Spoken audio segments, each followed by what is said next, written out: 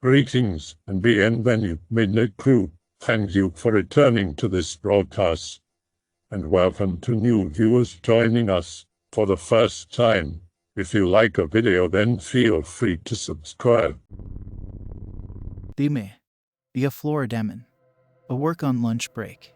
Work is next to an enormous man-made lake with woods on the other side. Eat lunch by the lake. It's nice and relaxing. Listening to speech-to-text. Greentext videos on YouTube to kill time. Walk up to where the woods begins. Go for a walk in the woods. Get scraped by a few sticker vines. I don't give a F. Woods is next to man-made lake. You can tell it's not old growth, but virtually no signs of human activity except for a few 80s or 90s beer cans. Listening to Greentext about Rusalka that haunts lakes. It's a pretty good one. Take off headphones to enjoy the quiet with only distant highway noise. See 2 female wild turkeys. Neat.jpg. I wasn't expecting to actually see anything. Walk another 10 minutes. Phone says 12:47.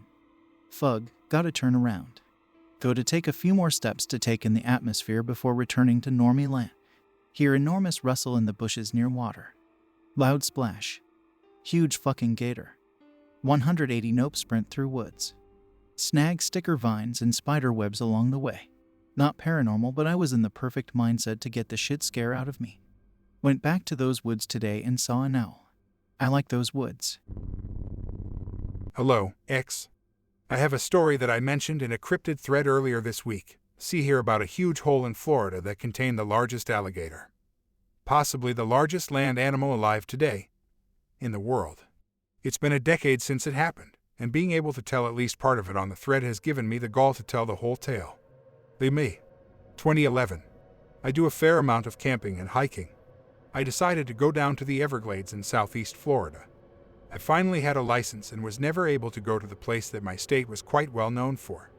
I drove down for 5 hours in a station wagon outfitted for camping.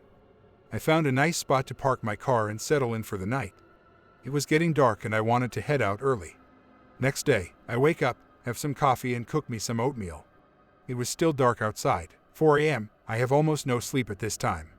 I'm feeling adventurous, so I grab the map and start walking in a direction.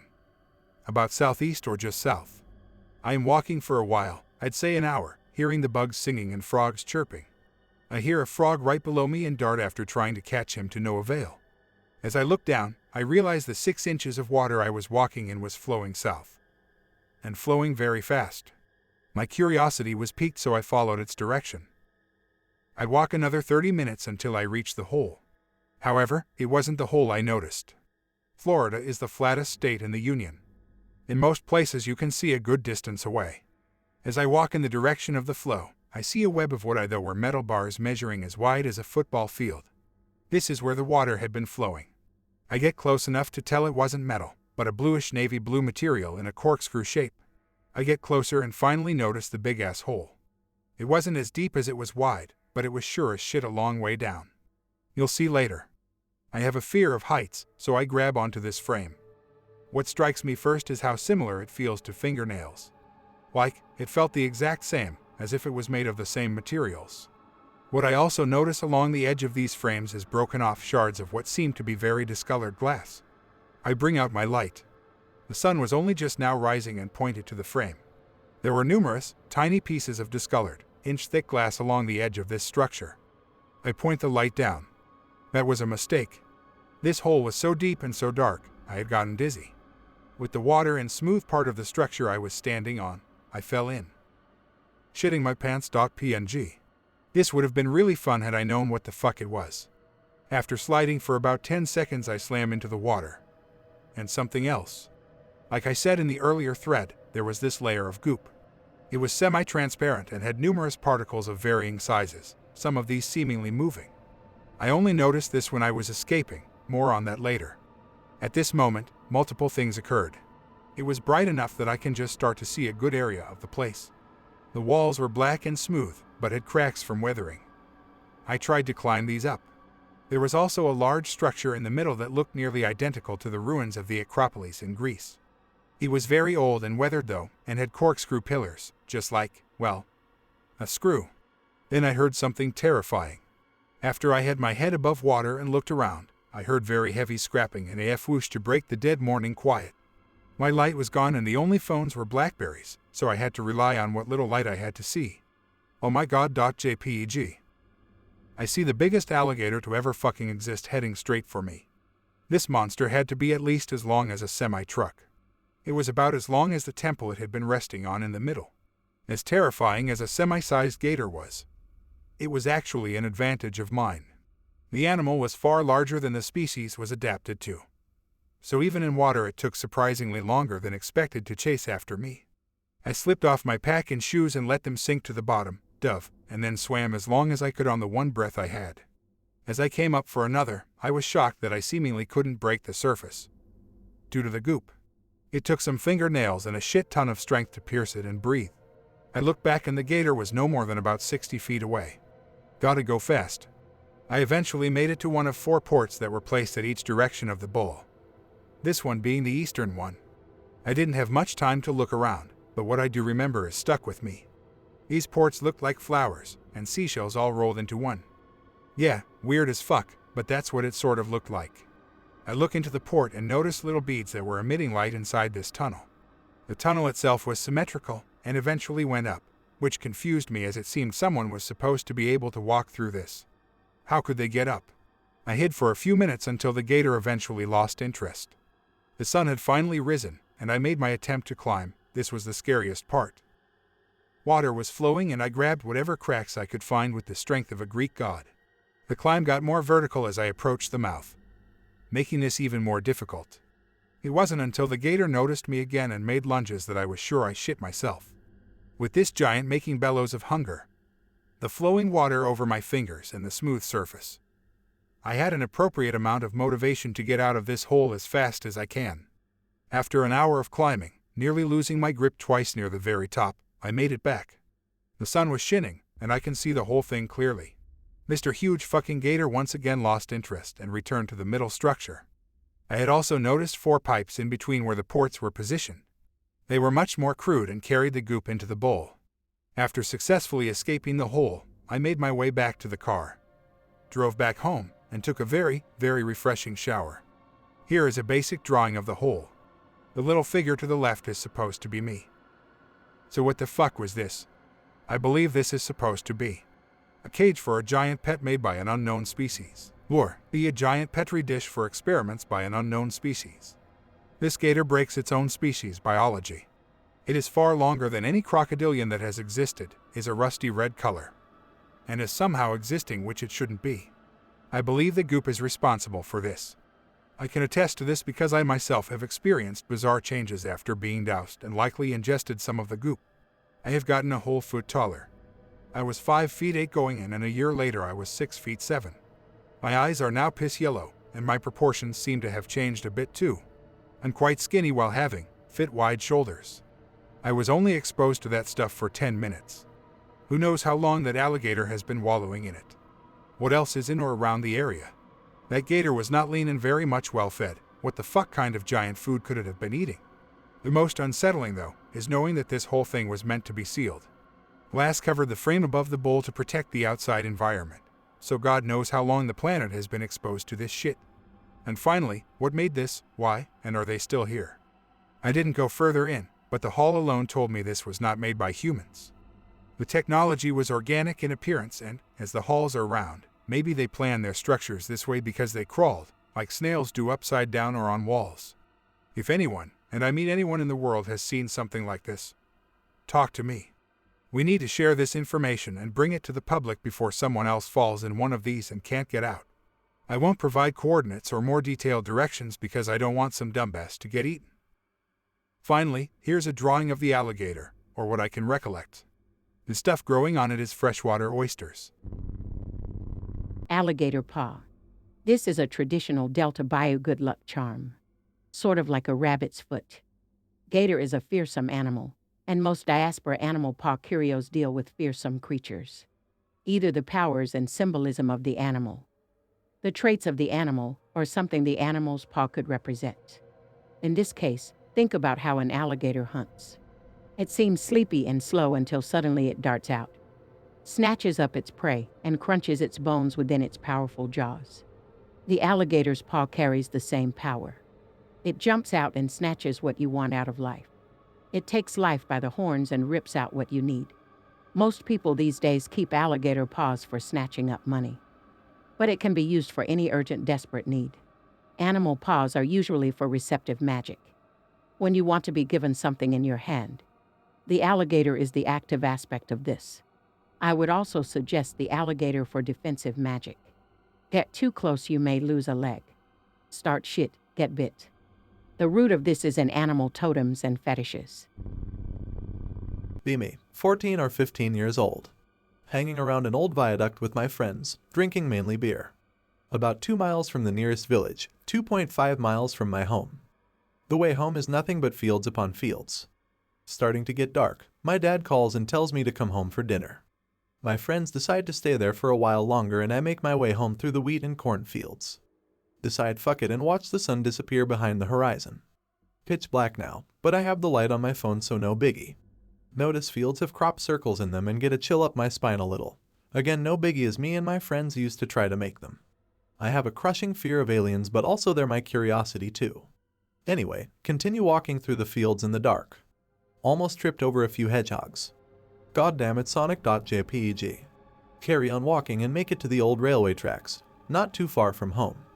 Light up a smoke and slowly walk through the cornfield. My house is on the opposite side of this field.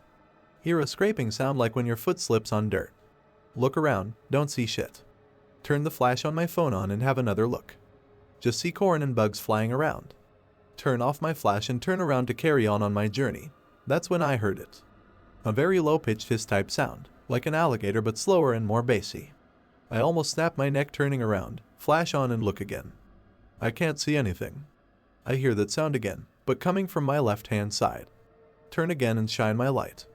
2 eyes light up like a Christmas tree about 10 meters away. Just froze in position and shit my britches. The eyes just stare from inside the crops and hisses away. Hear the corn stalks snap and rustle from behind me with heavy footsteps following. Fucking booked it right out there as fast as I could. Hear the corn snapping and rustling like whatever they were chasing me. See my house and fucking clear the fence like an athlete on crack. Fence was about 7 feet high. Pick my ass off the grass and straight into my house. Mom and Dad ask me what's wrong and I explain that I was just chased by something through the fields.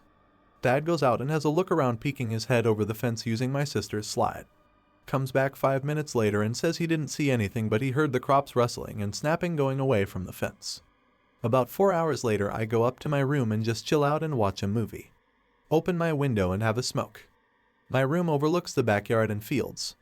A few minutes go by and I flick my smoke into the neighbor's yard. Leave the window open to air my room out a bit and finish watching the movie. Turn TV off and fuck around on laptop in bed. Hear that noise again. My sphincter tightens and I freeze again. Floodlight activates outside. Get my air rifle from the wardrobe and load it. Look out of the window and see a shadow lurking behind the fence. Look around my garden and another shadow going into my shed. I scream at the top of my lungs for my mom and dad and run downstairs to my dad. Tell him the things are in the garden that followed me. He goes to the pantry and picks up a golf club and goes outside. We hear the things run off into the field screeching. We look in the shed and there's just fucking blood everywhere. I mean everywhere. Those fucks had ripped open my ferret cage and ripped my ferrets to pieces. Cry because I loved those furry little bastards. After a while, I realized a ferret was missing, my Ivan. Search around some more but can't see him, he must have escaped. I looked around the garden for him but no luck. My dad locks the shed and says we'll have a better look in the morning. I cried myself to sleep. Wake up at 5 a.m. to grunting coming from the backyard again. Look out the window and see my back gate open. See 2 humanoid figures standing a few feet away from the gate. They are standing in my garden, looking directly at me with those glowing eyes. They stood about 5 feet high, with no neck, about the same build as a child in terms of torso height and width. I get my air rifle and take aim at them. One of them raises its arms in the air as it surrenders. Its arms are holding onto something though. Hear an ungodly squeal as its arms separate in midair. The thing throws whatever it was at my window. Splat, goes to my window. Shout at my dad and start shooting at these things. Not enough to do major damage, just enough to piss them off. Dad rushed into my room just in time to hear one of the things let out a mighty bellow. Roar. I tell Dad what just happened and he looks out of my window to see the things running through the cornfield. We go look around the garden and Dad shuts and bolts the back gate. We look around below my window and find Ivan. The poor fucker was in 2 pieces. Those guns had ripped him apart in front of me. Cry again. The following few nights I didn't sleep at all, mainly waiting by my window for those fucking guns to come back, but they never did. My dad thought it was just some teenagers messing around with us. A few months later we move house away from the fields and in a more populated part of the village surrounded by other houses. It was strange because my dad never wanted to move from that house, being that it was my grandpa's old house. But fuck it, I wasn't complaining. The further away from the fields the better. My dad started taking me to the local gun range, and after about a year we both get our firearms certificates and basically end up best buds.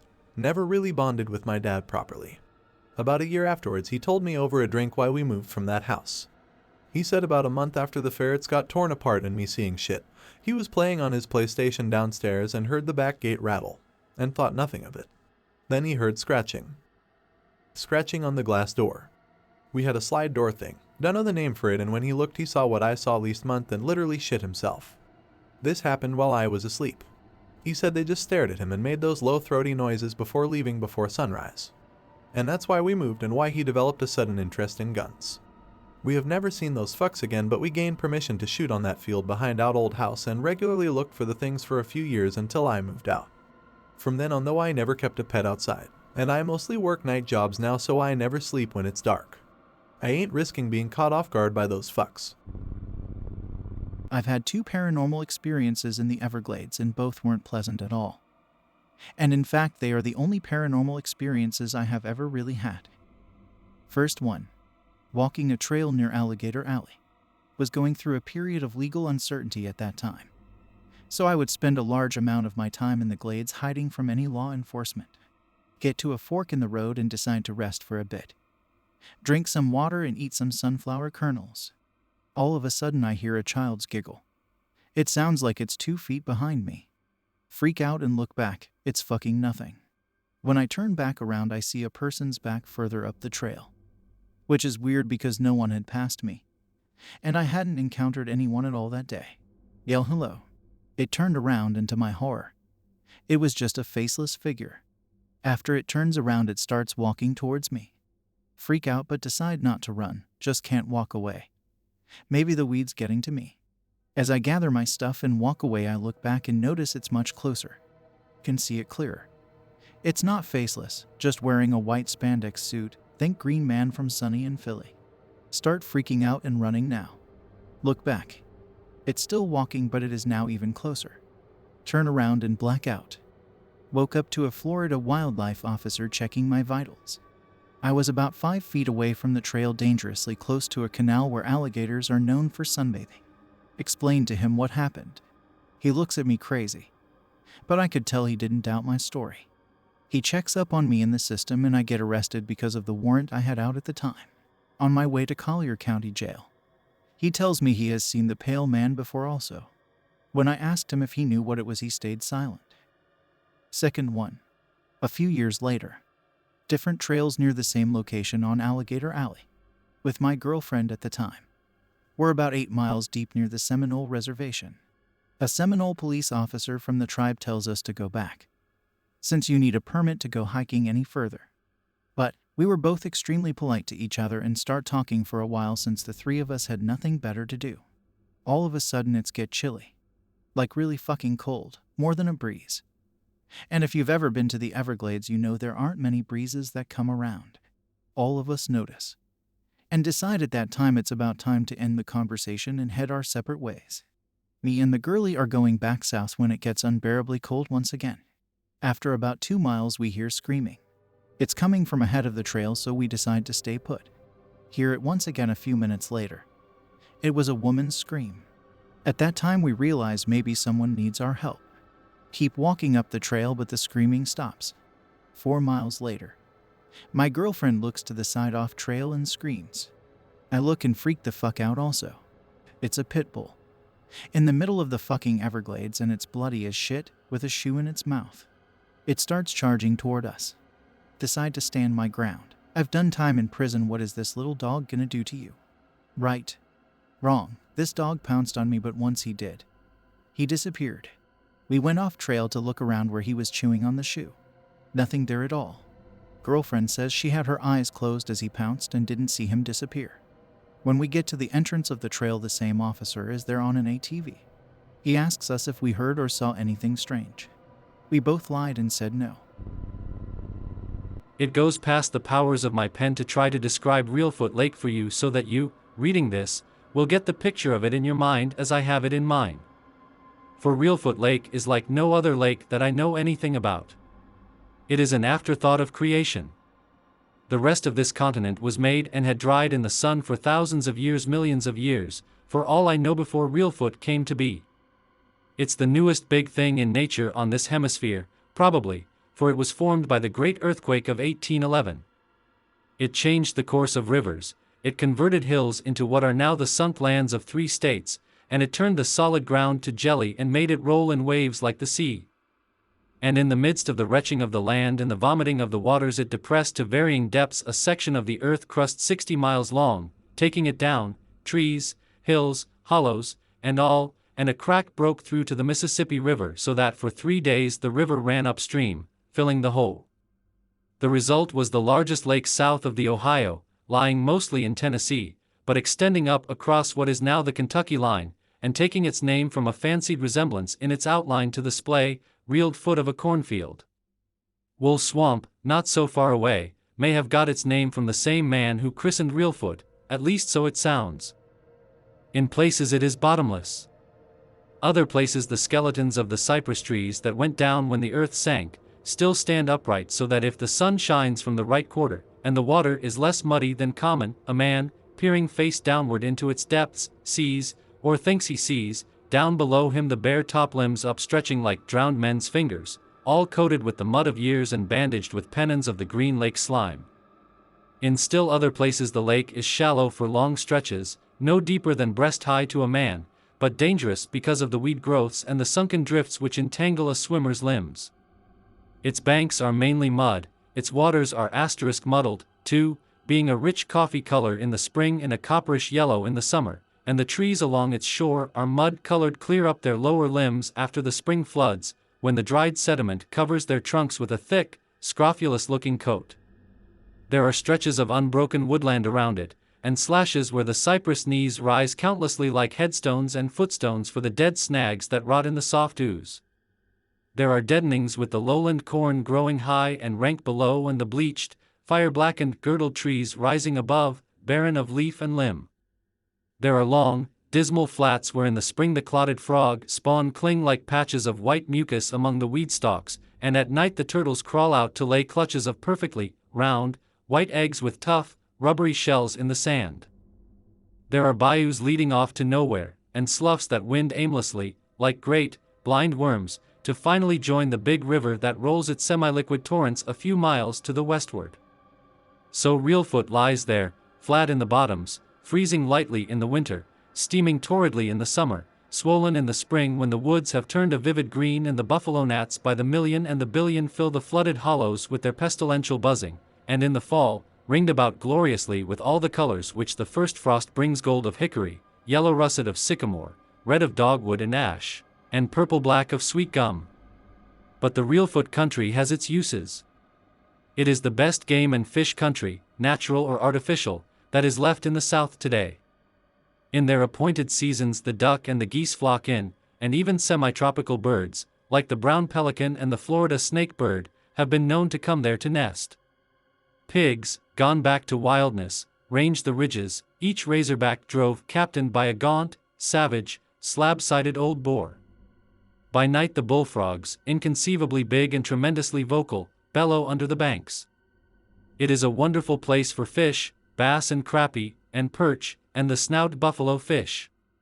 How these edible sorts live to spawn, and how their spawn in turn live to spawn again is a marvel, seeing how many of the big fish-eating cannibal fish there are in Reelfoot.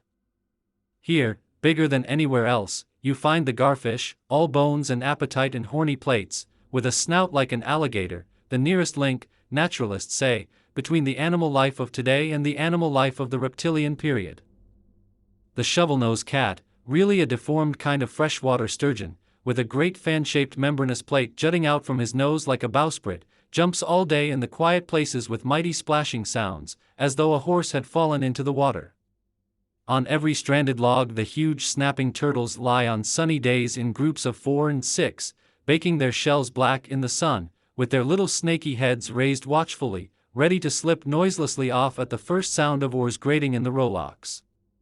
But the biggest of them all are the catfish. These are monstrous creatures, these catfish of Reelfoot, scaleless, slick things, with corpsey, dead eyes and poisonous fins, like javelins, and huge whiskers dangling from the sides of their cavernous heads.